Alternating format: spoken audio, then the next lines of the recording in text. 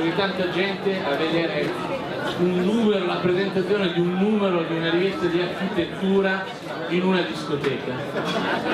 Il modo con cui lavora Bjarke e il suo gruppo è un po' questo: pensare che l'architettura non la può fare solamente una mente, ma ha un collettivo, molte intelligenze, una moltitudine di persone. In realtà può essere utile per cambiare anche il volto dell'architettura, il volto delle città, il modo di pensare i problemi.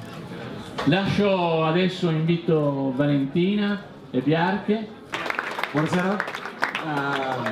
So as you can see on this photo, after spending like 1 year together with Abitare, it starts becoming difficult to distinguish who is big and who is Abitare, as in the case of Valentina. One of the sort of things that everybody knows, but that is somehow often forgotten in the portraits of architecture companies and their careers, is the fact that this was one of the ideas we had for a cover at some point.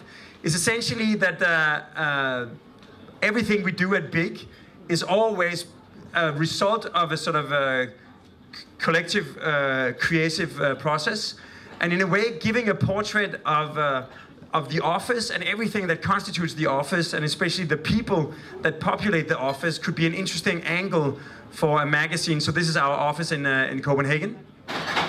So as a major part of the issue is a portrait of all of the different Bigsters. These are my partners. This is Jeppe, who's a sort of on-site. This is Sheila, the CEO of Big. This is Beat. So when we got invited to do a project right next to our office in Copenhagen, our office is right here.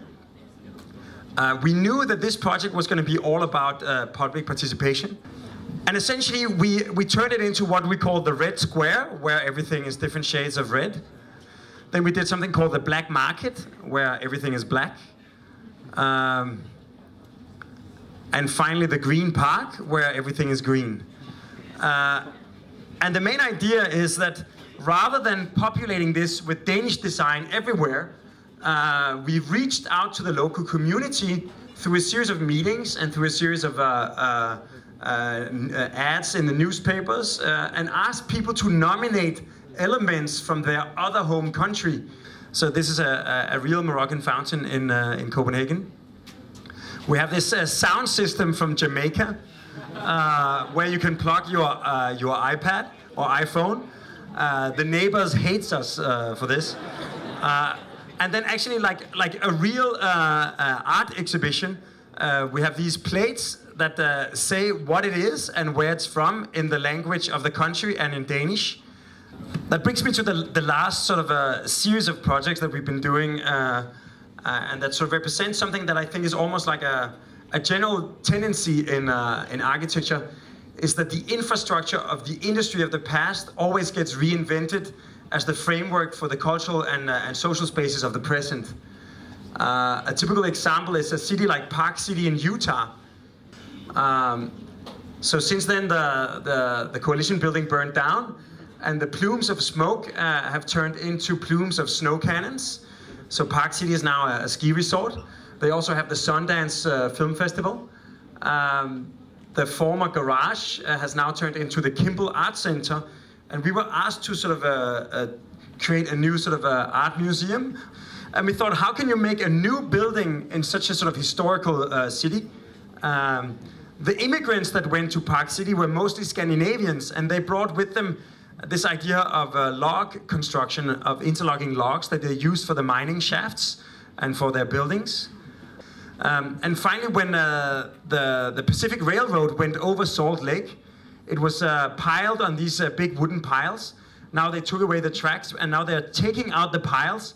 And because they've been marinating in salt for decades, you can actually use them. They become this like very beautiful type of wood. So we propose to take all these elements of the history of Park City and basically build the museum like a log cabin, using the thickness of the wood, so it's like thermally insulating, it's structurally load-bearing, and it can even do the complex geometry of the turning building. All of the circulation follows the timber. So when you enter into the building, you follow the timber and the light. You move up across the galleries. This is the restaurant that opens on the roof of the garage. And you continue to the top. And the first built example of this thinking is going to be a building right on the waterfront of Copenhagen. It's not going to be an opera house. It's going to be a power plant that turns trash into electricity and heating. But of course, these power plants are ugly boxes that cast shadows on the neighbors and block the view. But it has to be in the middle of Copenhagen. Also, it's going to be the tallest and biggest building in all of Copenhagen. It's going to be right next to the marina and right where the boys go water skiing. So speaking of skiing, in Denmark we have snow, but we have absolutely no mountains. But we do have mountains of trash. And together with Realities United from Berlin, we designed the mouth of the chimney with this chamber so that it sort of accumulates CO2. And when there's 200 kilos, it puffs a gigantic smoke ring.